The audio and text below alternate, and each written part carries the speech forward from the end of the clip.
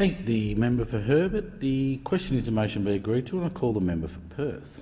Thank you, Mr Deputy Speaker. The Western Australia, local government in Western Australia will be losing $102.4 million as a result of this great surprise. We're told by Mr Abbott, by the Prime Minister, that this is the budget that the community voted for. Well, I can tell you, local government throughout Western Australia does not believe that this is a budget that they voted for. There was no indication whatsoever that their position would be cut. And of course, we know that we have a structure in place so that when governments, when oppositions and when political parties contest government, they now have a clear indication of the state of the economy. So this idea that suddenly you come into Parliament and you have no idea what the state of the economy, and that justifies you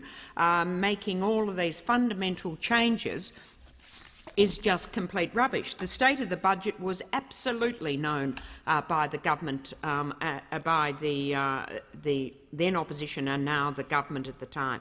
They made no mention of these really quite profound changes that are going to affect, in Western Australia, they'll affect the community across the board, but they of course will have a particularly significant impact on small local, small rural communities.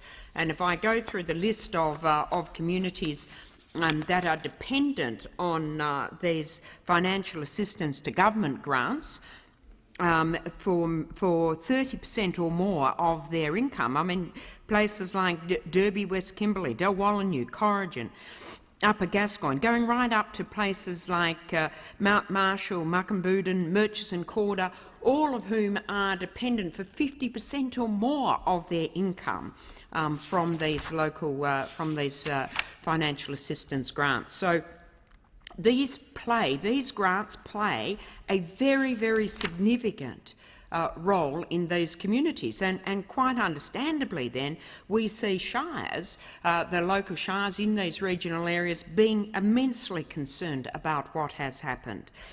Greg Powell, the CEO of Shire of Merredin, had this to say: rural and remote communities are, in many cases, already struggling with declining populations, drought and other detrimental socio-economic factors. Placing the expectation on local community either to cover the shortfall in funds or to accept a decline in services is grossly unfair, given that our local residents have already paid taxes to the federal government and expect an adequate level of that revenue to be returned to councils to provide services on infrastructure. We have Mr Webster, CEO of the Shire of Wagen, says a decision like what has occurred will either increase shire rates or charges or reduce services to communities. It will also have a long-term impact on programs that local governments can undertake. And it's not confined just to those rural areas.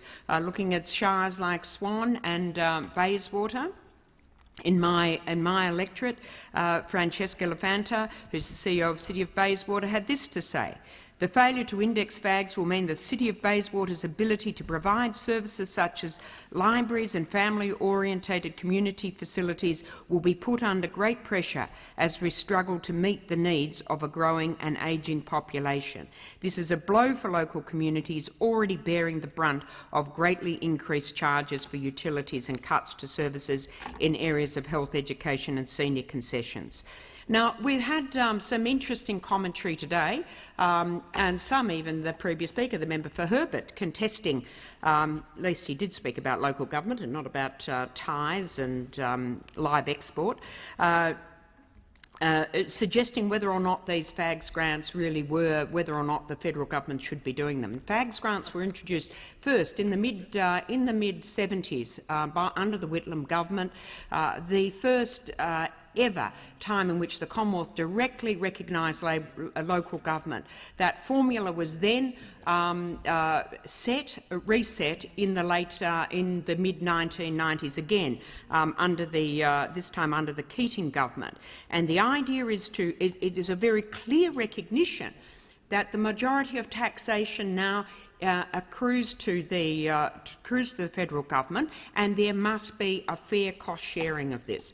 The suggestion that we're hearing from the member for Herbert that you may be looking at walking away from this is even more alarming Question is the than this. motion be agreed to